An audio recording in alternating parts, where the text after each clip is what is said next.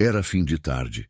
O sol já se espreguiçando preguiçosamente no horizonte do Maranhão, tingindo o céu de laranja e roxo. Eu vinha rodando por uma estrada de chão que mais parecia um tapete de poeira, daquelas que a gente pega para cortar caminho ou para fugir do tráfego pesado. O calor ainda abafava o ar dentro da cabine do meu velho bruto, o Estrela Cadente. E o rádio estava desligado, só o barulho do motor e o zumbido dos meus pensamentos me fazendo companhia. Eu estava quase no automático, contando os quilômetros para chegar no meu destino. Foi ali, num acostamento cheio de mato alto e poeira, que a imagem me pegou de surpresa. Um cachorro, magro de doer, com os ossos aparecendo nas costelas, o pelo opaco e a cabeça baixa. Era só mais um vira-lata abandonado, desses que a gente vê por todo canto nas estradas do Brasil. Meu primeiro pensamento foi, mais um coitado.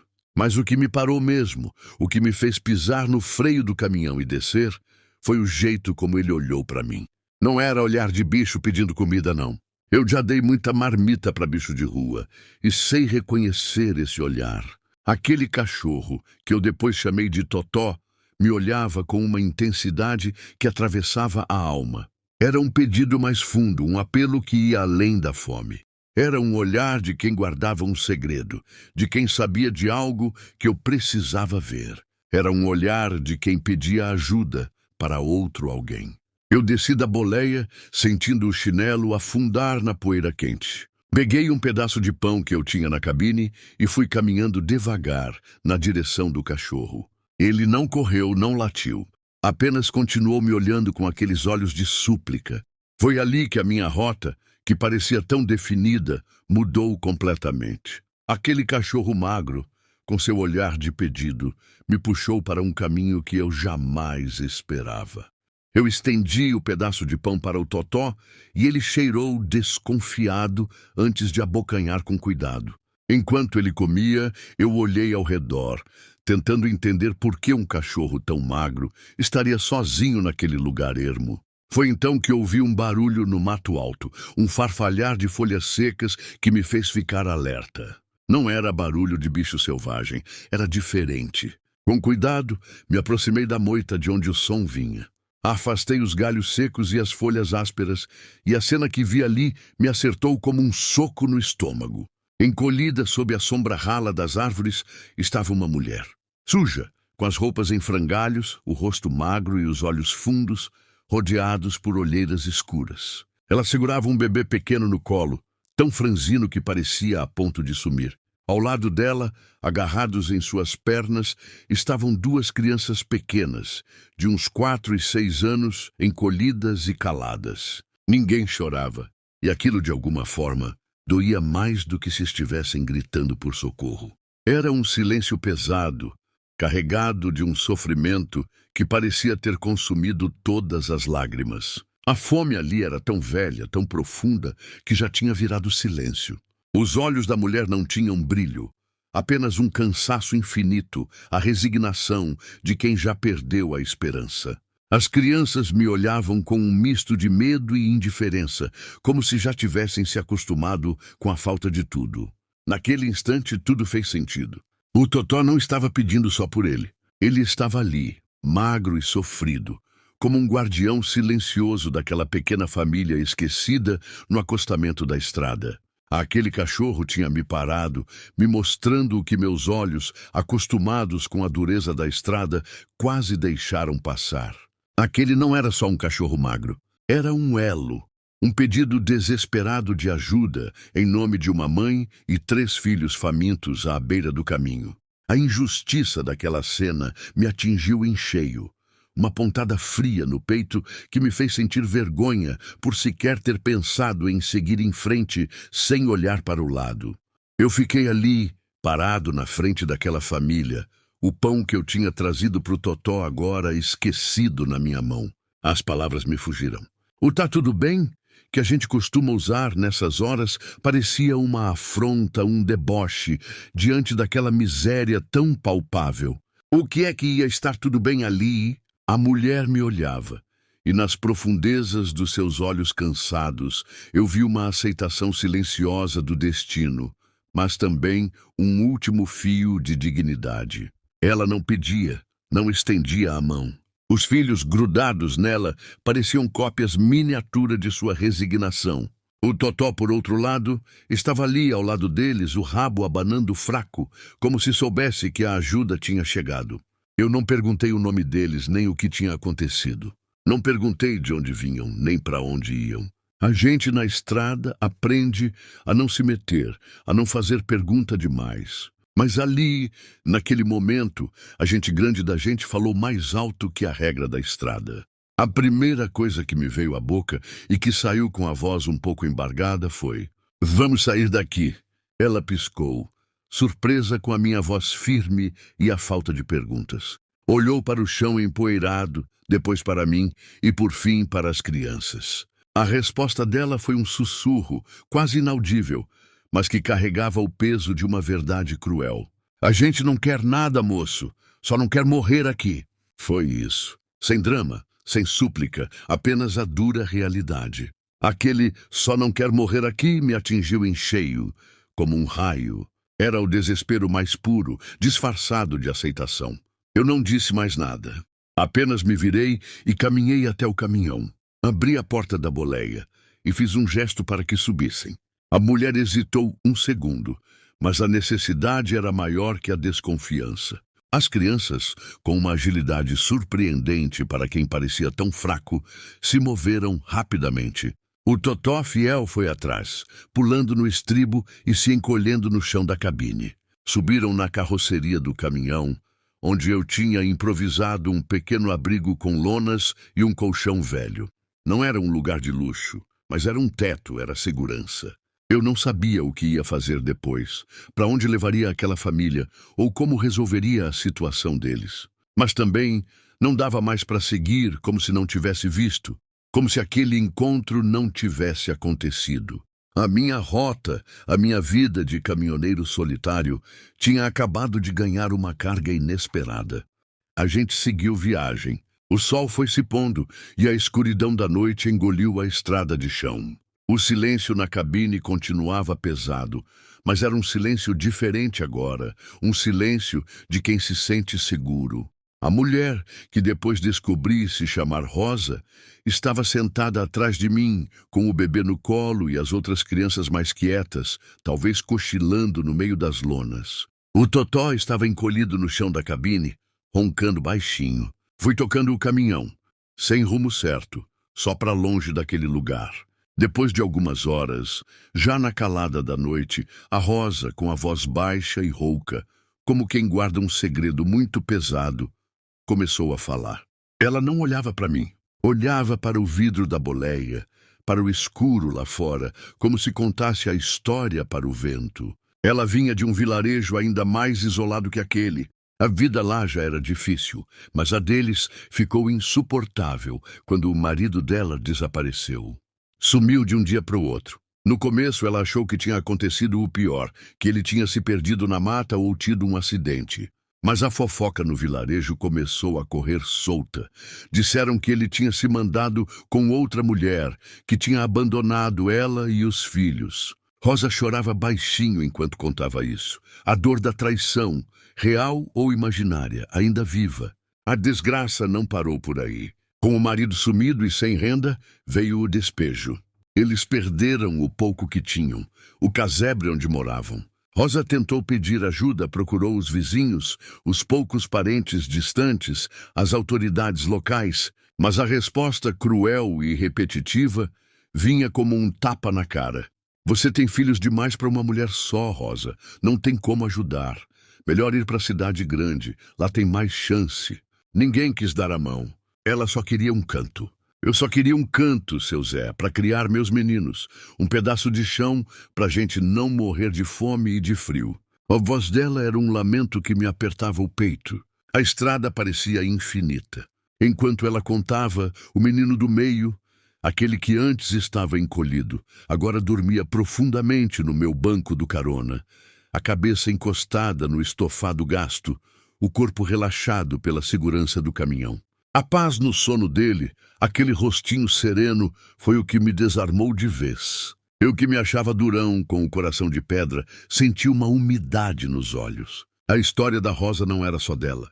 Era a história de muita gente invisível nesse Brasilzão. A noite avançava e o cansaço começava a bater tanto em mim quanto nas crianças. Eu não podia mais seguir sem parar. Encostei o Estrela Cadente num posto de gasolina que eu conhecia, um pouco mais movimentado, mas ainda no meio do nada para evitar chamar atenção demais. As crianças estavam dormindo na carroceria e a Rosa estava na cabine comigo, o bebê no colo.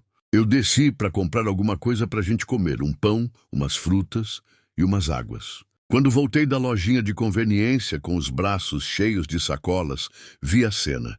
O frentista, um sujeito de uns 40 anos, com aquele jeito de quem se acha dono do mundo, estava conversando com a Rosa. Mas não era uma conversa normal, não. Ele estava falando com ela de um jeito que me deu um embrulho no estômago, como se ela fosse lixo. A voz dele era ríspida, cheia de desdém. "Olha, moça, não pode ficar aí, não", o frentista dizia, com os braços cruzados e a testa franzida. "Esse posto não é abrigo para pedinte, vai espantar cliente. Melhor o caminhoneiro aí seguir viagem e você ir para o seu lado." Ele nem olhava para ela direito, a voz cheia de nojo. Aquelas palavras, aquele tom, eram um novo tapa na cara da Rosa, depois de tudo que ela já tinha passado. Eu senti um negócio no peito, uma mistura de raiva e de uma dor que me corroía. Aqueles olhares que voltaram a machucar, a repetição do preconceito que ela já tinha enfrentado por ser mãe, por ser pobre, por estar na rua. A gente na estrada vê muito disso, mas presenciar de perto, depois de ter ouvido a história dela, me revoltou. Não discuti com o frentista, não gritei, não fiz escândalo. Apenas me aproximei, com as sacolas nas mãos, e olhei bem nos olhos dele. Minha voz saiu calma, mas com uma firmeza que o fez recuar um passo. "O caminhão é meu", eu disse, apontando para o Estrela Cadente parado ali. "E aqui dentro ninguém está sobrando." O frentista, pego de surpresa pela minha tranquilidade e pelo peso das minhas palavras, abaixou os olhos, sem saber o que responder. Ele se virou e voltou para a sua guarita calado. Eu entreguei as sacolas de comida para a Rosa, que me olhava com os olhos arregalados. E foi então que aconteceu. Ela, que não sorria desde que eu a encontrei, abriu um sorriso fraco, quase imperceptível, mas que iluminou o rosto dela como um raio de sol no meio da tempestade. Era um sorriso de alívio, de gratidão, de quem sente que pela primeira vez em muito tempo alguém estava ali para defendê-la. E aquele sorriso, meu amigo, valeu mais do que 1000 palavras. Depois daquele episódio no posto, com o frentista de cara amarrada e o sorriso fraco da Rosa, a gente seguiu viagem. Eu sabia que estava na contramão do que eu devia fazer. Minha carga, que era para ser entregue na capital no outro dia de manhã, estava ali, intacta, esperando ser levada ao seu destino. Mas o meu destino, naquele momento, não era mais o da carga. Era o daquela família. Eu tinha uma escolha a fazer.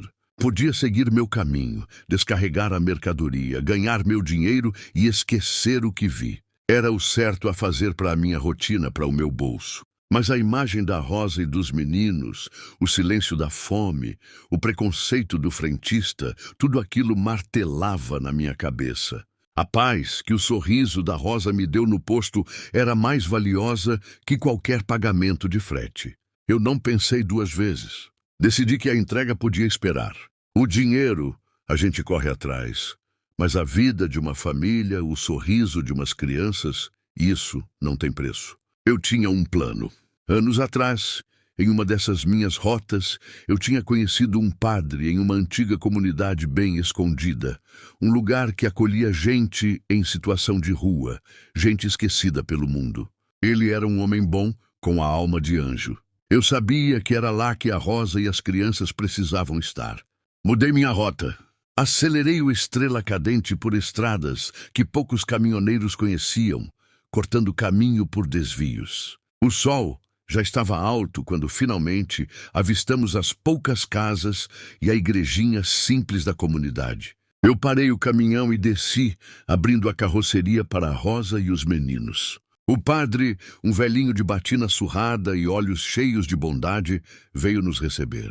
Quando ele viu as crianças, as faces sujas, os olhos cansados, ele segurou o choro. Seus olhos se encheram de lágrimas, mas ele as conteve, abraçando a Rosa e cada um dos meninos. Conversou com a gente, ouviu a história com paciência e depois disse com a voz embargada: Meu Deus, Zé da Carga, faz meses que ninguém chega aqui com algo tão puro, tão necessitado de amor.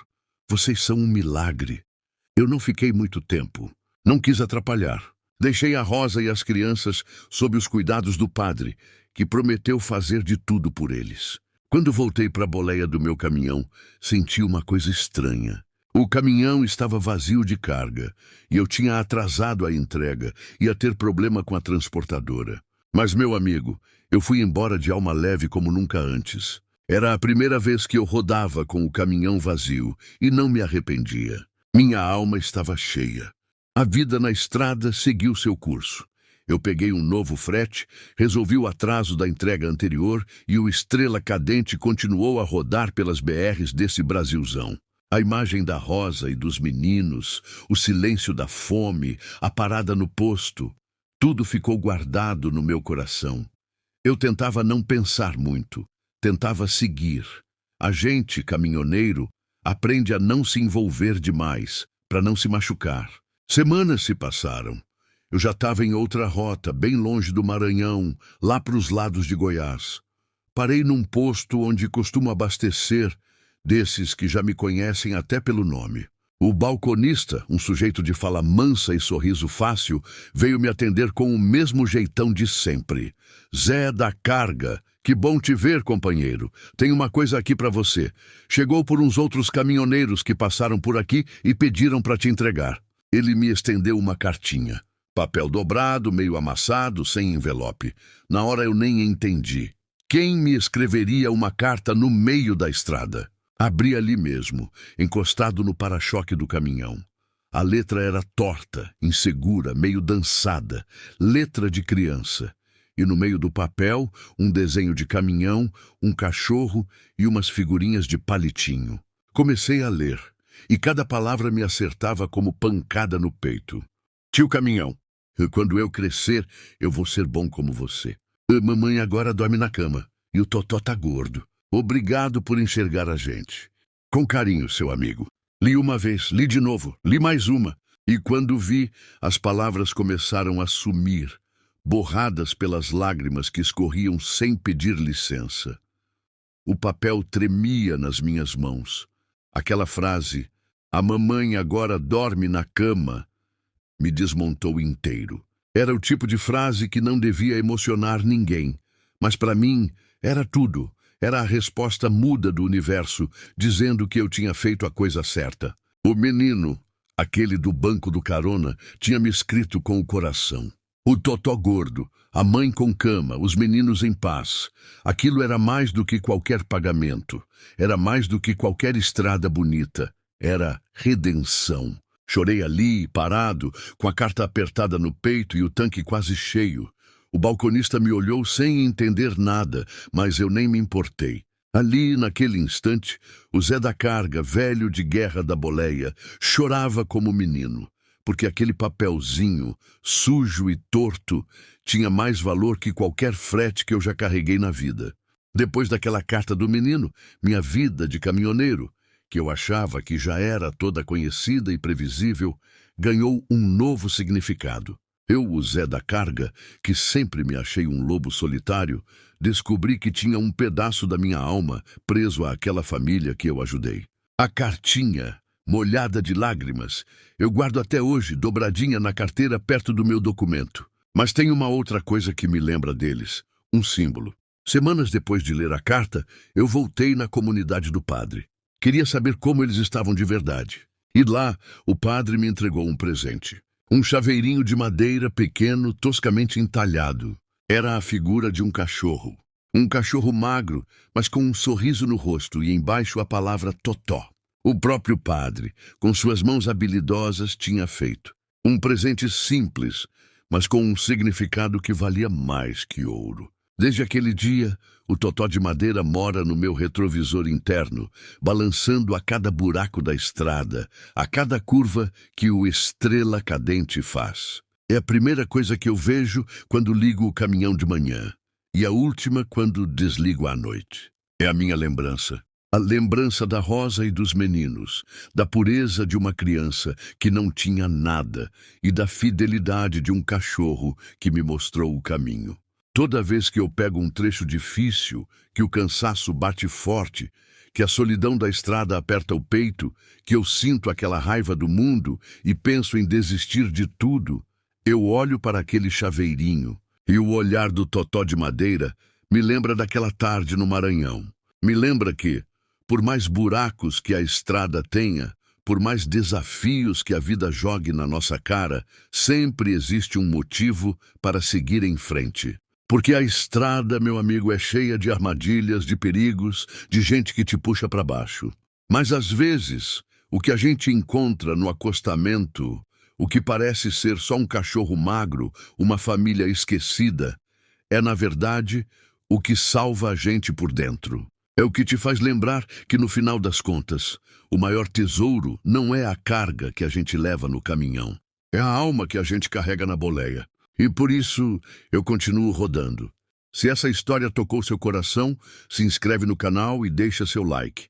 Aqui, cada curva da estrada tem uma história que merece ser contada.